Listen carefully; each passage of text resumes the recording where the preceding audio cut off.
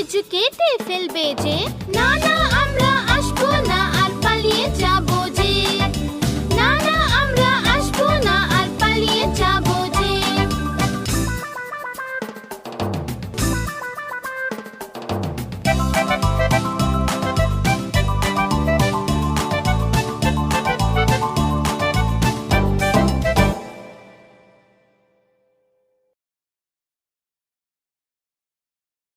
এটা হলো আমাদের যুগ্ন কিডস বাংলা।